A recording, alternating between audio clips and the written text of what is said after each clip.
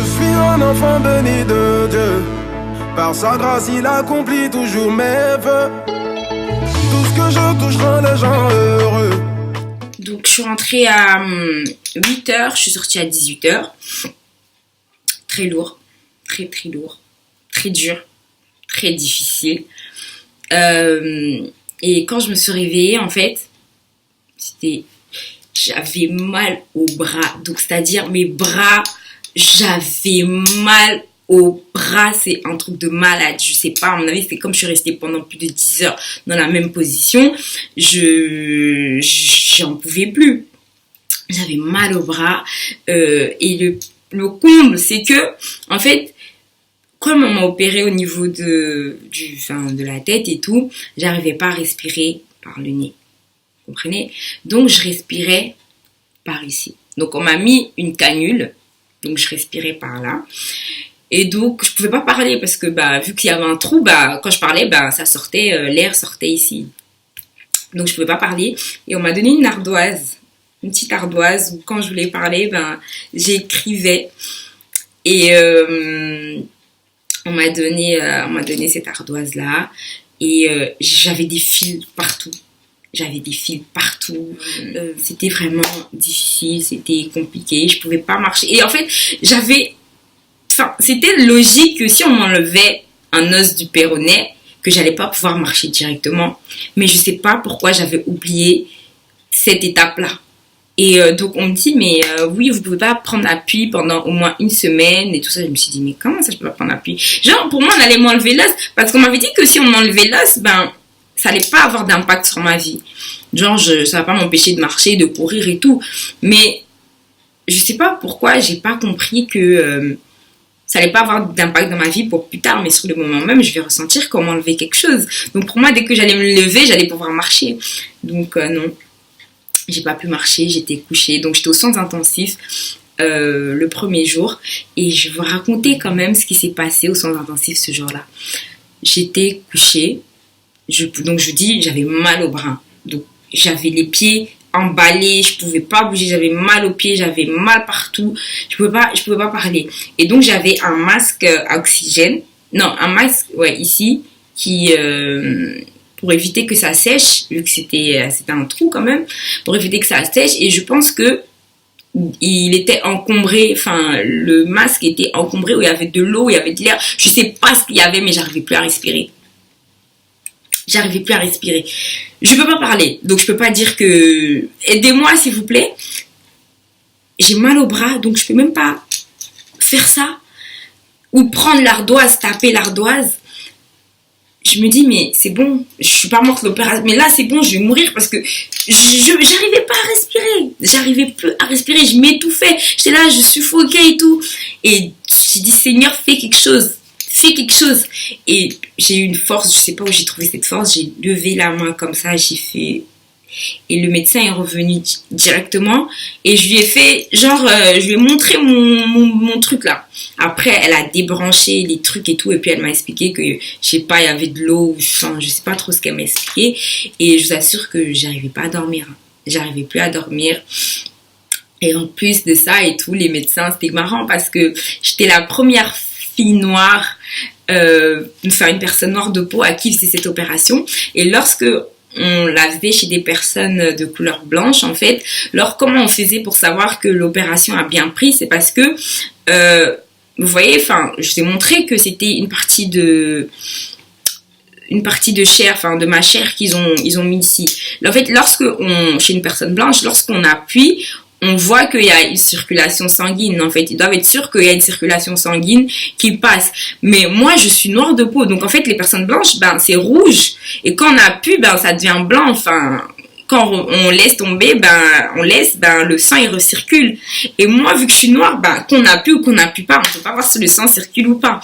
Donc, ils ont eu une petite panique parce que, si le sang ne circule pas, ça veut dire qu'on doit tout recommencer à zéro. Donc je crois qu'ils ont oublié le fait que ils n'ont pas regardé ma couleur de peau, ils se sont pas dit non, elle est noire, on pourra jamais voir si la circulation elle passe ou pas. Donc ils étaient un peu paniqués, donc j'entendais les médecins qui chuchotaient oui, mais ouais, non. Après il y a quelqu'un qui est venu qui a dit mais sa carnation, je sais pas, enfin, on peut rien voir. Enfin, elle est noire. Et moi, ça m'a fait rire. Et ça montre encore qu'une fois que voilà, les médecins ils vont pas regarder ta couleur de peau pour prendre soin de toi. Pour vous dire qu'ils se sont même pas rendus compte que j'allais jamais rougir en fait. Donc c'était une petite frayeur et le lendemain je suis rentrée dans ma chambre. Je suis restée 2 semaines à l'hôpital. Normalement je devais faire un séjour de 3 semaines, mais par la grâce de Dieu je me suis rétablie hyper vite. Ce qui a été le plus difficile, c'est de réapprendre à marcher parce que je savais plus marcher. Donc j'avais de la kiné pour apprendre à marcher. Je marchais avec le truc là comme les vieilles. Ce qui était difficile aussi, c'est que je pouvais pas me laver toute seule. Donc on me lavait. Je pouvais rien faire toute seule. J'étais totalement dépendante de tout le monde. Je pouvais pas me nourrir. Donc j'avais une sonde. Je vous montrerai. J'avais une sonde. Je pouvais pas me nourrir. Je pouvais rien faire. J'étais couchée à l'hôpital. Et heureusement que j'ai une copine formidable qui m'a donné son compte je sais pas si je peux le dire, enfin son compte Netflix pour regarder des films. Donc je regardais des films, voilà quoi, je m'occupais comme je pouvais. C'était long, c'était très long. Quand tu dois aller aux toilettes, on est obligé de te ramener la panne. J'avais une sonde pour faire pipi mais qu'on me l'a retirée aussi.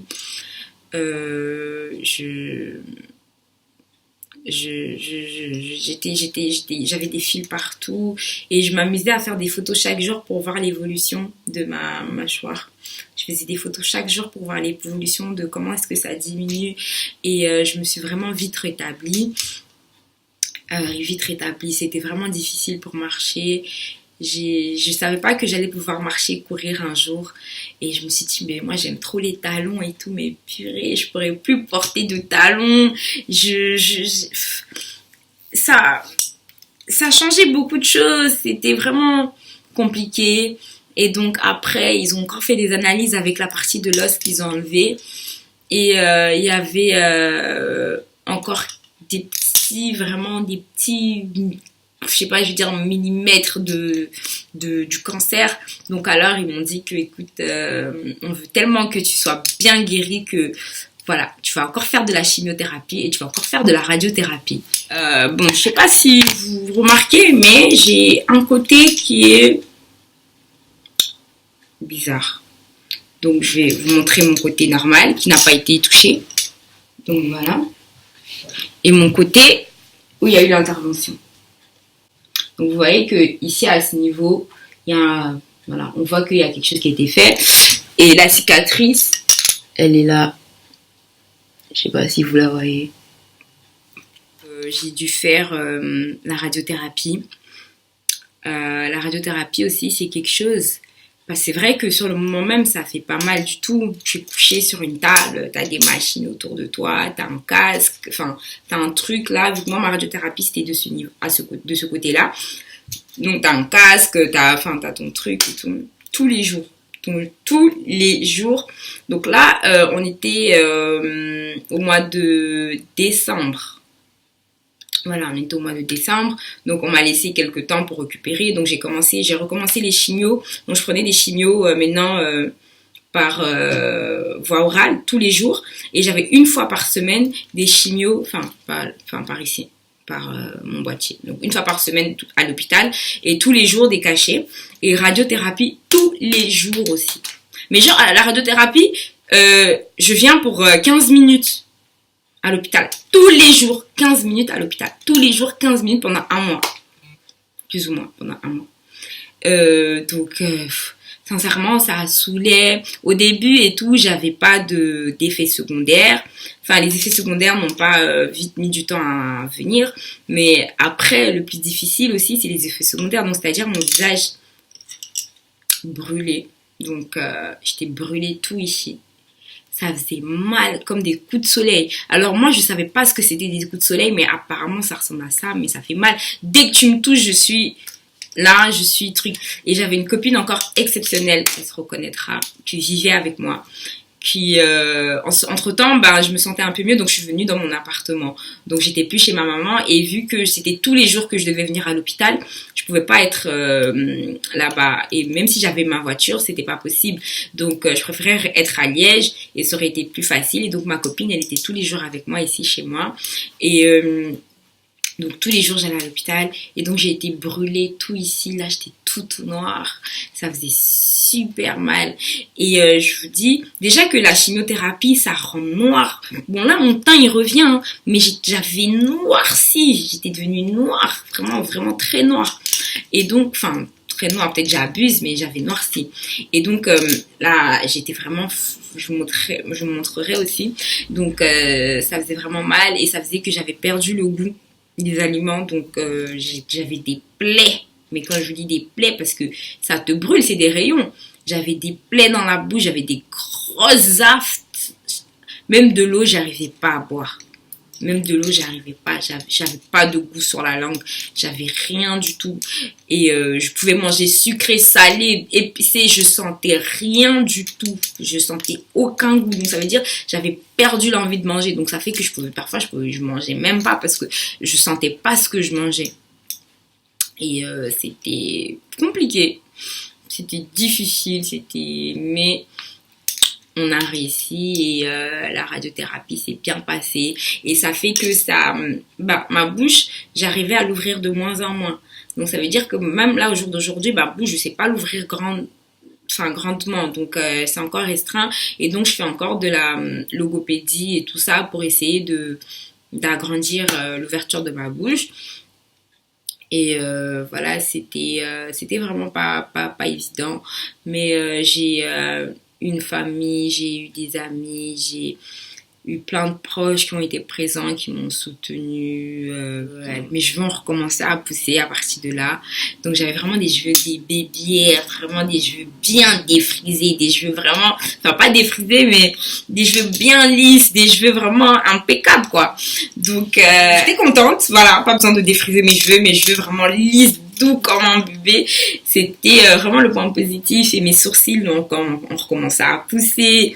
Donc là je reprenais je reprenais vie, je reprenais goût à la vie.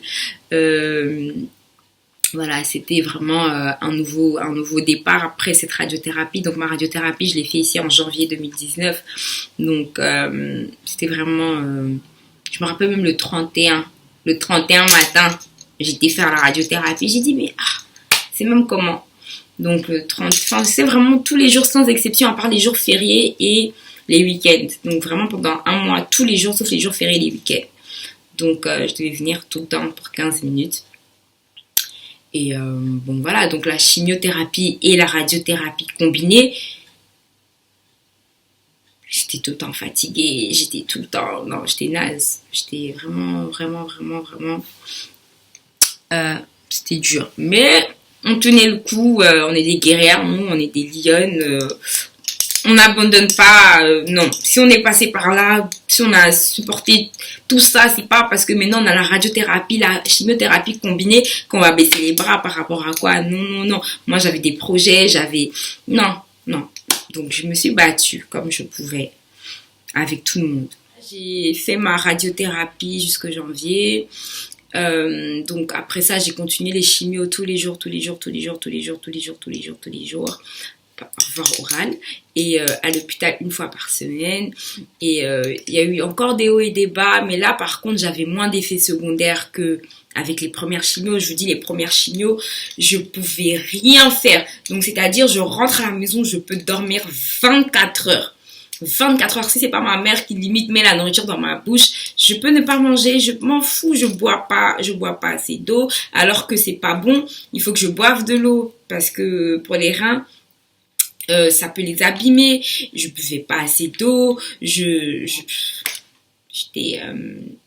mais vraiment les chimios à partir du mois de janvier, elles étaient easy. On me faisait 15 minutes, on piquait. Je suis sûre qu'il y a plein de personnes qui comprennent pas comment ça se passe une chimio, mais j'ai fait des vidéos pendant mes séances de chimio, et je vous montrerai comment ils font. Il faut que tout soit stérile. Bon bref, c'est tout un processus. Et pendant donc de janvier au mois de mai, ben, il y a eu encore des hauts et des bas. Il y a des moments où je chopais des infections, on savait pas ce que on pouvait faire. Donc, une fois, comment dire, j'ai eu une infection ici au boîtier. On trouvait pas ce que c'était. Il y avait une bactérie qui voulait pas partir et tout. Et c'est dangereux parce qu'il faut que ça soit stérile. Il faut que ça soit vraiment, il y ait aucun problème pour que les chimios se passent correctement. Donc ça fait qu'on pouvait plus utiliser mon boîtier. Donc on m'a mis, si vous voulez, un PICC Line, ça s'appelle. Donc ici, ils m'ont mis genre une sorte de boîtier, mais pas à l'intérieur quoi. Le dispositif était à l'extérieur, mais il y avait un truc qui passait ici. Et donc j'avais un pansement sur le bras. Et ben malheureusement le PICC Line aussi s'est infecté, donc c'est à dire qu'on pouvait plus piquer ici, on pouvait plus piquer ici. Donc comment est-ce qu'on fait la chimio? Donc ben, les médecins il y a toujours eu moyen de la faire cette chimio. Et même une petite anecdote, à un moment j'en avais marre de rester à l'hôpital. Ça me saoulait, et lorsqu'on m'a dit que j'étais infectée ici, il fallait que je sois hospitalisée pendant plus de 2 semaines à l'hôpital et tout. J'ai dit non, j'ai pété un câble, j'ai dit non s'il vous plaît, je veux plus, enfin genre trouver une solution, mais non, c'était juste impossible. Non, je voulais plus. J'étais arrivée à un moment où voilà, à l'hôpital, je refusais d'y aller. Je trouvais toujours un moyen de ne pas y aller, toujours un moyen de me défiler. Et voilà, donc l'hôpital m'a proposé alors de me faire genre le type de traitement que j'avais, je pouvais le faire à domicile. Donc c'est-à-dire que j'étais hospitalisée à domicile, donc j'avais mon PICC Line. Donc c'était quand j'avais mon PICC Line, donc j'avais mon PICC Line, j'avais une petite machine et la perfusion, puisque c'est les antibiotiques, donc qui coulaient 24 heures sur 24 à la maison. Donc ça veut dire que quand je veux sortir, je mets mon petit boîtier, ma perfusion dans mon sac, j'enroule mes vêtements. Je suis partie, personne sait que la meuf elle est sous perfusion. Donc je sors, je faisais ma vie, mais j'étais hospitalisée à domicile. Tout ce que l'hôpital me demandait, c'était d'être là à l'heure à la maison pour que les infirmières puissent passer pour me changer la perfusion et tout. Et donc tellement que je refusais d'être alitée et tout. Et ben c'est tout ça, j'avais envie de vivre, j'avais envie de faire mes projets. Et même à un moment donné, ma maman qui devait se marier en juin de 2019 ici, au début de la maladie, son mariage, il était entre guillemets, pardon, voilà, elle était plus sûre de le faire parce que ça doit pas être évident pour elle. Excusez-moi, je bois un petit verre d'eau. Quand je parle de ma maman, je suis toujours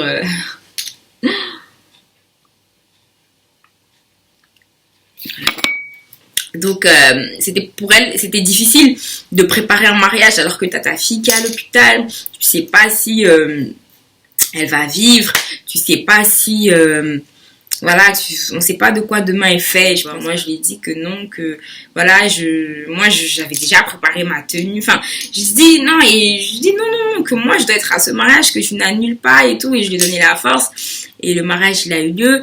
Et je lui disais que je vais grossir. Genre, c'était, si vous voulez, je me disais que jusqu'au 29 juin, il faut que je grossisse. Il faut que je mange. Et faut que je grossisse. Et bon, franchement, c'était, si vous voulez, une lueur d'espoir. C'était quelque chose auquel je devais participer. C'était un événement je devais participer à ça absolument. Et je me devais d'être là. Donc, ça fait que je me suis battue. Donc, voilà, ça fait... Donc, elle a gardé le mariage. On a fait le mariage ici en juin. Par la grâce de Dieu. Je me rappelle quand j'étais à l'hôpital, ma mère, moi j'aime beaucoup le foufou de chez nous les Ivoiriens là. Donc ma mère elle faisait du foufou, elle me ramenait. La maman de ma copine Stéphanie, elle me faisait de la nourriture du Congo. J'ai une amie camerounaise, elle me faisait du ndolé. J'ai mes copines qui me ramenaient des tacos, qui me ramenaient des chinois. En tout cas, j'ai été gâtée. Franchement, rien à dire. Ma mère, elle me ramenait des sauces graines. Et je me rappelle aussi, j'ai fait mon anniversaire, mes 22 ans, j'étais hospitalisée. Et on a fait une fête. Enfin, on n'a pas fait une fête, mais genre, on a fait... j'avais une chambre toute seule. On a fait une fête... je crois que c'était un des meilleurs anniversaires que j'ai eu. Il y avait ma mère, il y avait toutes les personnes que j'aime qui étaient là, enfin celles qui ont pu se déplacer. On a fait ça dans ma chambre et ça sentait bon. Et une amie de ma mère, elle avait fait du couscous, donc tout l'hôpital sentait le couscous. Et les infirmières et tout, elles disaient, mais en fait, votre chambre, t'as Vicky, Victoria, ta chambre. Et moi, c'était ma chambre tout le temps la mienne. Hein. C'était la chambre 47 ou la chambre 48. Enfin, genre, c'était ma chambre. La 47 surtout, j'ai jamais oublié cette chambre. Mais je crois que même les patients d'à côté doivent se dire, ça se passe hein, là-bas, là on dirait, nous tous on va être dans cette chambre. Même les infirmières et tout, elles étaient contentes parce que moi ça me permettait de voir mes proches et d'être bien dans la tête surtout. Donc voilà en gros les petites péripéties. Et donc après ça, donc après le mois de janvier, bon à part les hospitalisations où j'ai à cause des infections, mais j'ai plus vraiment été hospitalisée pour des chimios.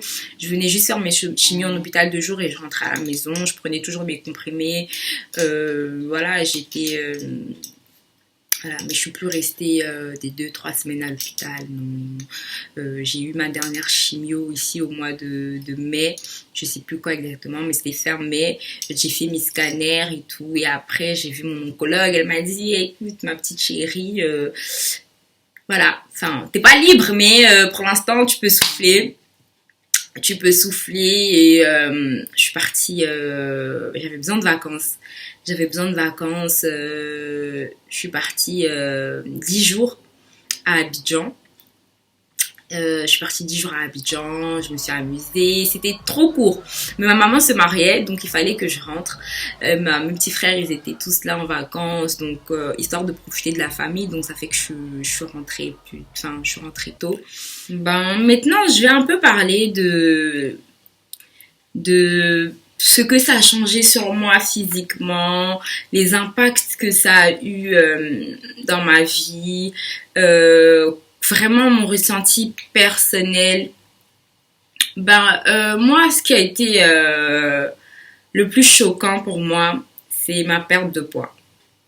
Voilà, ma perte de poids, j'avais énormément maigri et je vous assure, je voulais absolument reprendre.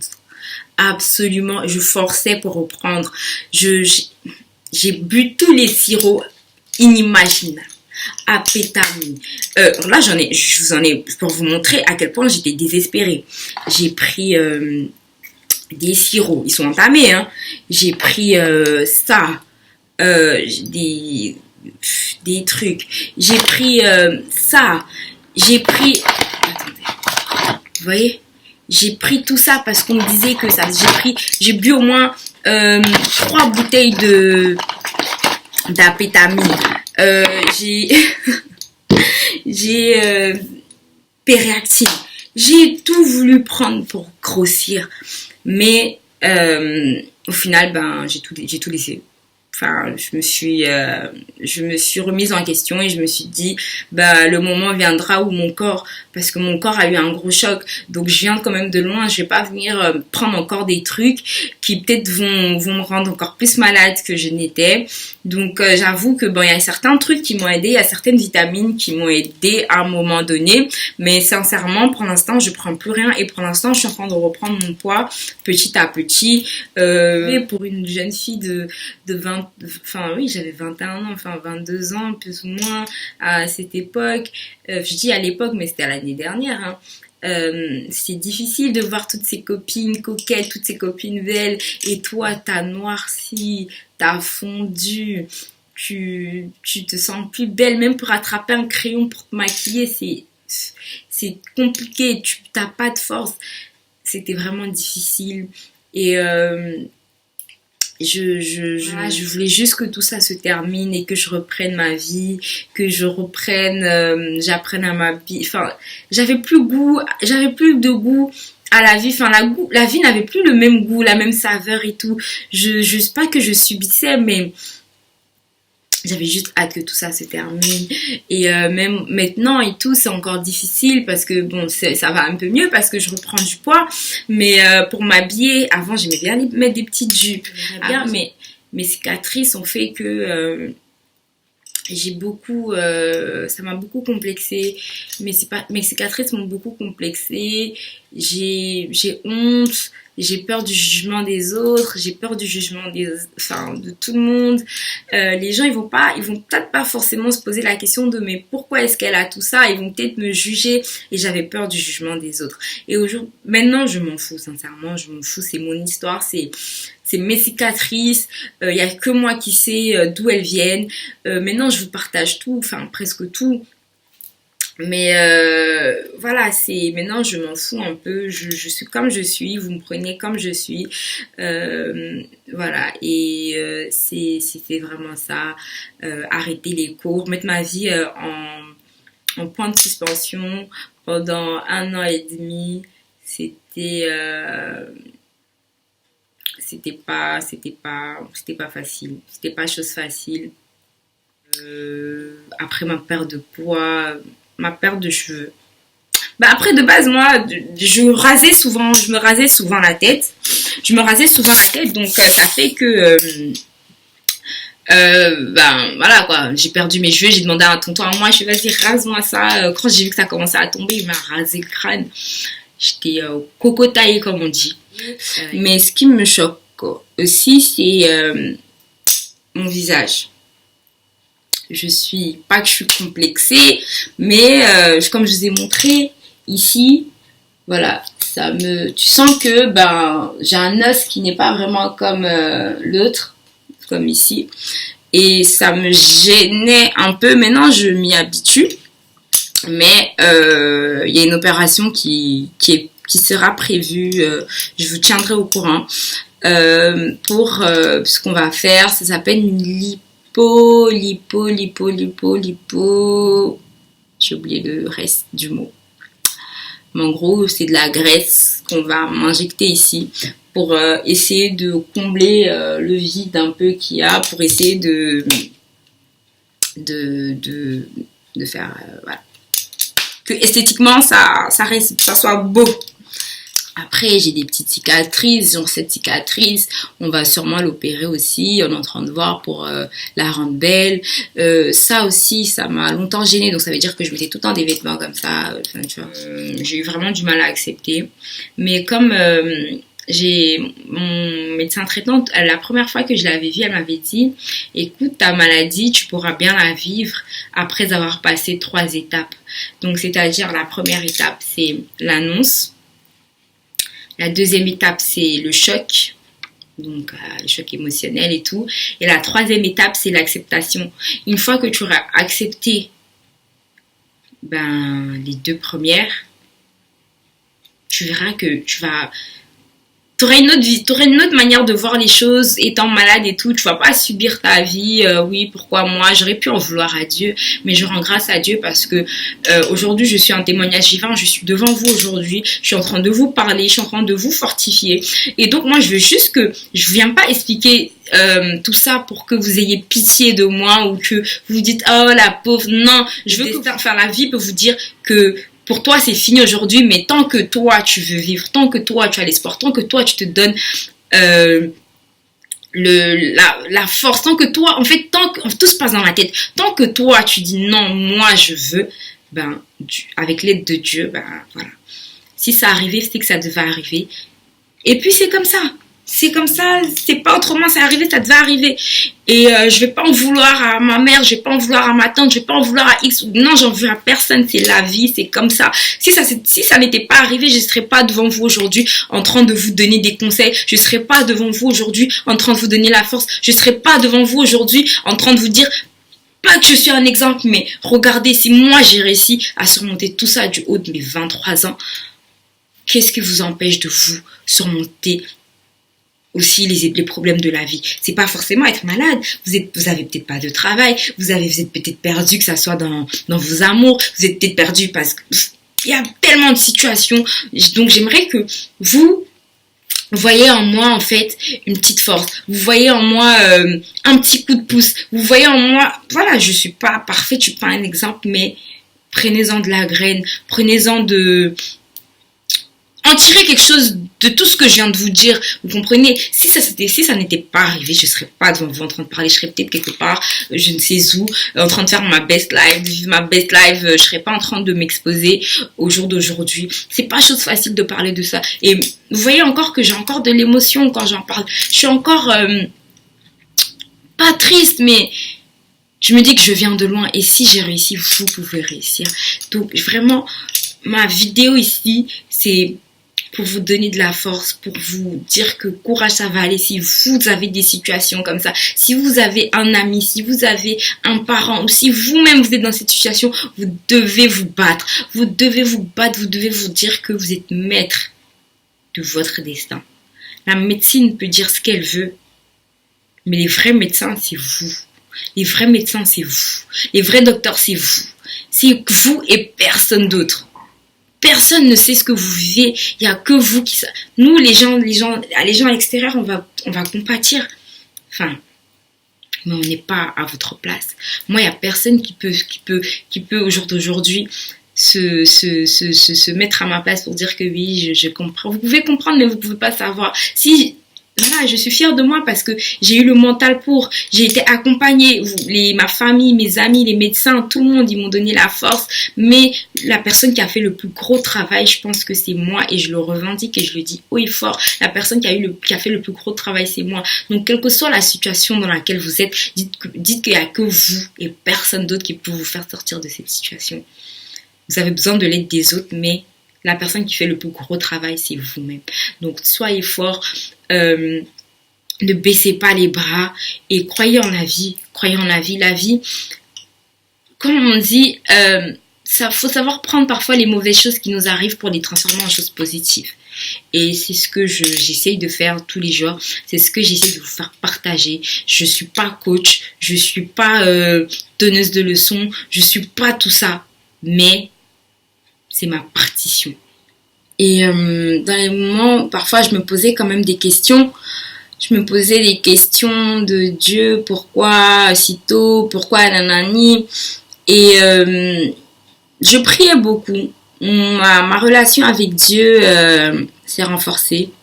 Je priais beaucoup et j'ai confié tout dans la main de Dieu. Je me rappelle que j'ai écrit que Dieu, tout est entre tes mains.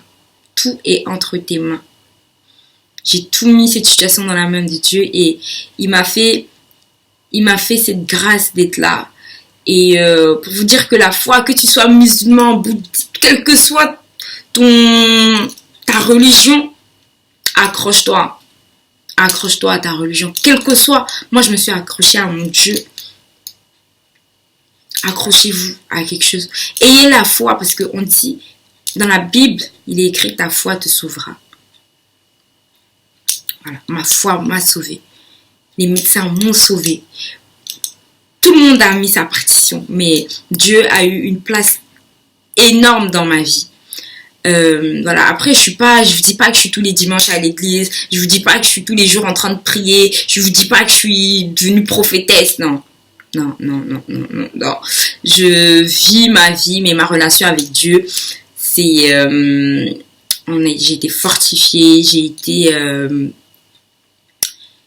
J'ai vu l'amour que Dieu avait pour ma petite personne parce que qu'est-ce que moi j'ai de plus que des milliardaires, hein, que des milliardaires qui meurent d'un cancer. Qu'est-ce que j'ai de plus? Voilà, j'ai mon petit chez moi. J'ai rien de plus à part ma foi. J'ai rien de plus que des gens qui ont tout l'argent du monde, qui ont toutes les voitures du monde, mais que tu entends qu'ils sont morts d'un cancer. Qu'est-ce que moi, Victoria, j'ai de plus? Ce que j'ai, c'est ma foi. Ce que j'ai, c'est l'amour de mon prochain. Ce que j'ai, c'est mon cœur. C'est tout ce que j'ai. Et c'est tout ça que Dieu a regardé et a permis que aujourd'hui je m'asseye devant cette caméra et que je vous parle. Et donc, vous êtes une famille pour moi. Depuis mon témoignage le 4 juillet, je reçois tous les jours des messages, je reçois tous les jours de comment tu vas, tu es fort, tous les encouragements. Ils sont là, ils sont dans mon cœur, surtout dans ma tête, dans mon cœur, partout. Et lorsque parfois je veux râler pour une situation, je me rappelle de tous ces messages que vous m'avez envoyés. Et je me dis, tu peux pas râler, tu peux pas te plaindre. Parce que si tu es là aujourd'hui, c'est une grâce. Donc, tu n'as pas à te plaindre. Tu prends la situation comme elle vient et tu montres que tu peux t'en sortir. Et aujourd'hui, la question que je me pose, c'est: est-ce que je pourrais avoir des enfants naturellement? Parce que les médecins, ils ont été clairs. C'est vrai que c'est pas une certitude que je devienne stérile, en fait. Mais la question se pose. Donc, est-ce que je pourrais avoir des enfants plus tard? Là, par exemple, j'ai été m'inscrire à l'école. J'aimerais bien reprendre les études. J'aimerais bien reprendre les études cette année. Donc là, je suis en attente de ma réponse. D'ici 2 semaines, j'aurai la réponse. J'aimerais bien reprendre ma vie là où elle s'est arrêtée. Aussi, voilà, il y a... parce qu'ils m'ont enlevé la mâchoire. Donc, ils m'ont enlevé la mâchoire, la gencive. Vraiment, ils ont pris cette partie, ils l'ont jetée à la poubelle. Donc, c'est-à-dire que j'ai plus de dents à ce niveau-là. Et donc, on doit penser aussi à peut-être mettre des implants. Mais bon, ça c'est vraiment pour faire joli, quoi. Sinon, au jour d'aujourd'hui, le bilan, enfin ce que voilà, on doit retenir, c'est que pour l'instant la maladie n'est plus là. Tout va bien pour l'instant, je n'ai plus de traitement, je n'ai plus de chimio, je n'ai plus rien. J'ai que des visites de temps en temps chez le médecin. Voilà. Donc, ce mois-ci, au mois de septembre, ici, je dois aller voir le chirurgien, comme je vous ai dit, pour la graisse. Et peut-être on va m'opérer en même temps pour ça. Mais c'est vraiment des petites opérations et voilà, donc, pourquoi est-ce que je m'amusais à prendre du n'importe quoi pour grossir? C'est parce que je voulais tellement qu'on me mette la graisse et je me dis, mais si je grossis pas, ils vont pas me faire l'opération. Mais là, je grossis naturellement, sans rien du tout. Et donc, voilà. J'ai vraiment hâte, c'est vraiment ça. Donc tout ce qui reste à faire pour l'instant, c'est vraiment esthétique. Et puis voilà, sinon je vous assure, la cicatrice ici, tu te demandes, mais c'est des génies, la cicatrice ici. À quelle heure tu te dis que on m'a enlevé la mâchoire rien qu'avec ce petit truc? Jusqu'au jour d'aujourd'hui, je me pose la question. Mais en tout cas, les médecins sur qui je suis tombée, je suis contente d'avoir fait cette vidéo. Je vais vraiment essayer de la structurer comme il faut, de faire en sorte que ça soit pas trop long pour vous. Et voilà. Je vous remercie énormément à vous qui m'avez donné la force pour que je fasse cette vidéo. Voilà, maman, j'espère que tu es contente. Tu m'as tellement dit la vidéo. Voilà, je l'ai faite. Je me sentais prête. Je l'ai enfin faite. Et voilà, je vais vous partager mes réseaux sociaux. Et voilà, si ça vous intéresse que pas que j'entretienne un peu cette page YouTube, ben, vous pouvez me le dire. On va essayer de faire des choses intéressantes, on va essayer de parler, de faire des petits débats. Après, moi, je suis plus présente sur Snap. Mais voilà, cette vidéo, je voulais pas vraiment que ça soit que mes amis de Snap qui en profitent. Je voulais vraiment que ça soit tout le monde qui puisse en profiter. Et voilà, j'espère vraiment que vous avez aimé ma vidéo, que j'ai essayé de ne pas pleurer. C'était vraiment difficile. Mais voilà, j'ai essayé d'être le plus naturel possible. Et voilà, n'hésitez pas à me dire ce que vous en pensez, n'hésitez pas à me donner votre avis, n'hésitez pas à me dire ce que vous avez envie de me dire en commentaire. N'hésitez pas à me suivre, à vous abonner. N'hésitez pas. Moi, je reste ouverte à vous. Je reste ouverte à toutes les propositions. Je reste ouverte. Voilà. Mon but ici, c'est de d'aider les gens, si y a des associations qui ont besoin de mon aide, s'il y a, quelle que soit la personne qui a besoin de ça, si vous avez besoin de soutenir un proche, si vous avez besoin d'un exemple, franchement, moi je me tiens à disposition pour vous. Moi juste, ma partition c'est d'être là pour vous, c'est de vous aider. Je suis pas coach, j'ai pas de diplôme en coaching, je suis pas assistante sociale, je suis pas, non, je suis juste moi Victoria et voilà, c'est vraiment ça. En tout cas, je vous remercie de m'avoir suivi.